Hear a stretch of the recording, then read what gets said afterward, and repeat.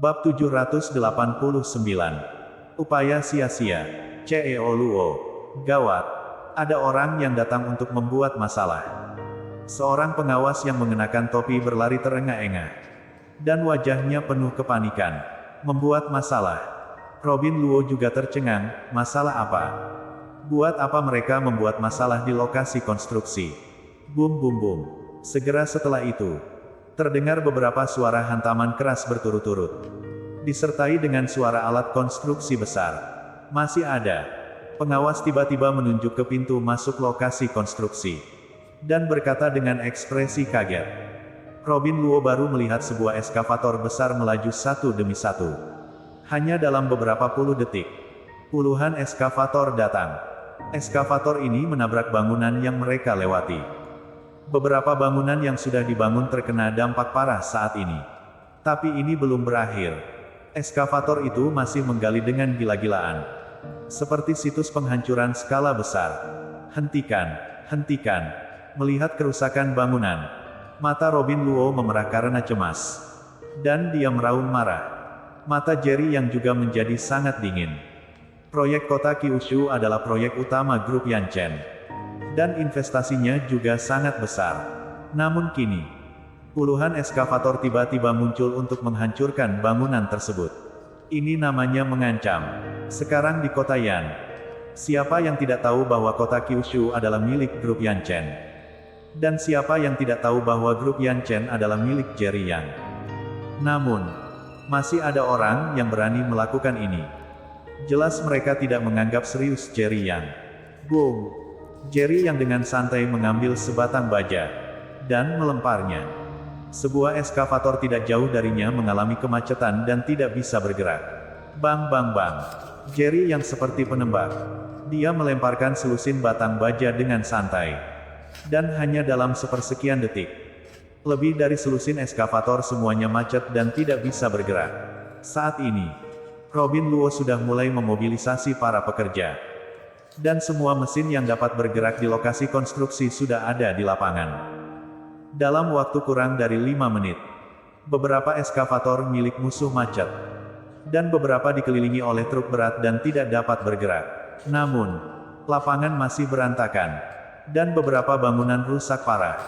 Meski masih berdiri, tapi mereka harus dibongkar dan dibangun kembali. Melihat bangunan yang rusak, mata Robin Luo menjadi merah dan ingin menangis. Dia bergegas ke depan pengemudi eskavator yang ditahan. Menamparkan wajahnya. Dan meraung, siapa yang menyuruhmu melakukan ini? Bahkan Jerry yang tertegun di tempat. Karena Robin Luo selalu sangat pendiam di depannya. Ini adalah pertama kalinya dia melihat Robin Luo menjadi sangat marah hingga dia memukuli seseorang. Pengemudi eskavator memuntahkan darah dan berkata sambil mencibir, beraninya kamu memukulku. Pak, Robin Luo menamparnya lagi. Dan berkata dengan marah, kamu telah merusak begitu banyak bangunan kami. Jadi kenapa jika aku memukulmu? Kamu adalah GM Grup Yanchen. Robin Luo, kan? Pengemudi yang dipukul tiba-tiba berkata, seseorang meminta aku untuk memberitahumu kalau kalian harus keluar dari sini hari ini. Yang kamu lihat sekarang hanyalah makanan pembuka. Jika kamu masih di sini besok pagi, konsekuensinya akan serius. Ekspresi wajah Robin Luo menjadi sangat marah. Mereka sudah menghancurkan gedung. Tapi mereka masih berani begitu sombong. Namun dia menahan amarahnya. Dengan status grup Yanchen saat ini, tidak banyak orang yang berani memprovokasi dia dengan mudah. Namun, begitu banyak eskavator yang tiba-tiba datang hari ini. Belum lagi merusak banyak bangunan. Dan kini para pengemudi pun begitu arogan. Pihak lain juga sepertinya datang dengan persiapan. Segera, Robin Luo menjadi tenang. Robin Luo, biarkan kami pergi. Atau kamu bahkan tidak punya waktu sehari. Pengemudi itu tiba-tiba berkata dengan arogan. Robin Luo segera terlihat serius. Dan menatap tajam ke pihak lain. Tetapi dia tidak membiarkan pengemudi itu pergi. Pergi sana. Pengemudi itu tiba-tiba mendorong Robin Luo dan hendak pergi. Robin Luo terhuyung-huyung. Dan jika dia tidak ditopang oleh seorang pekerja, dia akan jatuh. Sampah. Pengemudi itu mencibir, sekelompok pengecut yang tidak bisa berbuat apa-apa pada kita. Bukankah pada akhirnya dia membiarkan kita pergi? Setelah itu, pengemudi itu berkata dengan lantang, saudaraku, mari kita pergi dulu. Lalu besok, boom.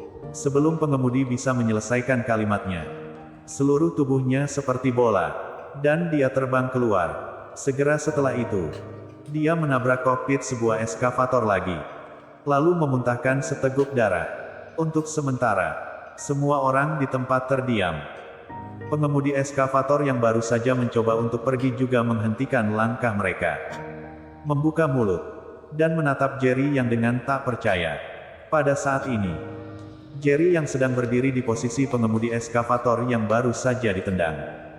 Jika tuanmu tidak datang, siapapun yang berani pergi akan bertanggung jawab atas konsekuensinya. Jerry yang meninggalkan kalimat ini, dan berkata kepada Robin Luo, bawa aku ke kantormu.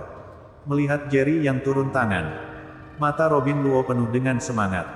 Dia buru-buru membawa Jerry yang pergi. Dan sebelum pergi, dia memerintahkan, awasi orang-orang ini untukku. Siapapun yang berani pergi, patahkan kakinya dulu. Segera, Robin Luo membawa Jerry yang ke kantornya. Ini adalah ruangan baja sementara. Hanya sekitar 20 meter persegi. Hanya ada meja sederhana di dalam kamar, toilet dan wastafel di satu sudut, dan satu tempat tidur lipat di sudut lainnya. Apakah ini lingkungan kantormu? Jerry yang tiba-tiba merasa sedikit kasihan. Robin Luo tampaknya belum pulih dari bangunan yang rusak barusan, dan berkata dengan mata merah, aku telah bekerja begitu keras, tapi malah dihancurkan oleh para bajingan itu. Jangan khawatir. Tidak peduli berapa banyak yang mereka hancurkan, mereka akan mengembalikannya ribuan kali.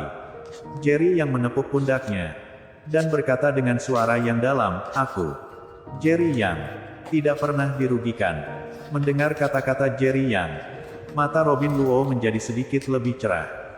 Baru kemudian dia menyadari bahwa di kantor ini, selain tempat tidur dan meja komputer, tidak ada tempat untuk duduk lagi. Komisaris, duduk dulu. Robin Luo dengan cepat memindahkan kursi. Jerry yang tidak segan, dia duduk di kursi komputer, dan berkata tanpa daya kepada Robin Luo yang berdiri, aku sudah memberitahumu berkali-kali. Jangan terlalu terkekang di depanku. Kamu juga duduk. Saat dia berbicara, dia menunjuk ke arah tempat tidur. Robin Luo menyeringai sebelum duduk di tempat tidur. Keduanya mengobrol tentang beberapa hal. Jerry yang tidak menyebutkan sepatah kata pun tentang pekerjaan. Dan suasana hati Robin Luo berangsur pulih. Komisaris, beritahu aku, di kota Yan, siapa lagi yang berani menyinggung grup Yan Chen? Pada akhirnya, Robin Luo lah yang berinisiatif mengubah topik. Jerry yang tersenyum tipis, mungkin bukan dari kota Yan. Tetapi itu tidak berarti bahwa tidak ada orang yang berani menyinggung kita di Kyushu yang besar ini. Maksudmu, orang di balik kejadian ini bukan dari kota Yan? Robin Luo tiba-tiba menjadi gugup. Dia sudah menebak beberapa kemungkinan, tapi dia tidak yakin. Jerry yang mengangguk, kamu akan segera tahu siapa itu. Pada saat ini, ponsel Jerry yang berdering bersambung.